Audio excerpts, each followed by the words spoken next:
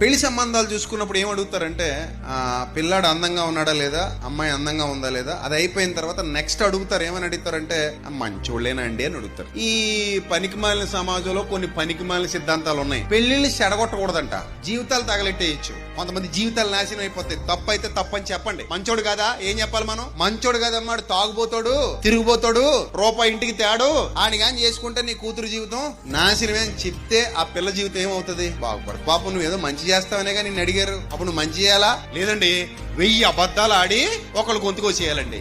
మంచి పద్ధతి అది కాదు. ఉన్నది ఉన్నట్టు చెప్పాలి. వాడు మంచోడైతే మంచోడని చెప్పు, మంచోడు కాకపోతే మంచోడు కాదని చెప్పు. అమ్మాయి మంచిదైతే మంచిదని చెప్పు, మంచిది కాకపోతే మంచిది కాదనే చెప్పు. ఎందుకు అబద్ధం చెప్పాలి? అబద్ధం చెప్పి వాళ్ళిద్దరిని కలిపి వాళ్ళ జీవితాల్లో నిప్పులు పోయడం ఎందుకు? మంచోళ్ళ జీవితాలు పాడు చేయడం ఎందుకు? బాగు చేయాలి గాని. సో అలాగా మంచోడైతే మంచోడని, మంచోడు కాకపోతే మంచోడు కాదని చెప్పడం మానేసి చాలా మంది ఏం చేస్తారంటే రివర్స్ మెకానిజం లో వెళ్ళి ఏదో విధంగా పెళ్లి చేసేద్దాం, ఏదో విధంగా కలిపేద్దాం, ఏదో విధంగా వాళ్ళ జీవితం నాశనం చేసేద్దాం.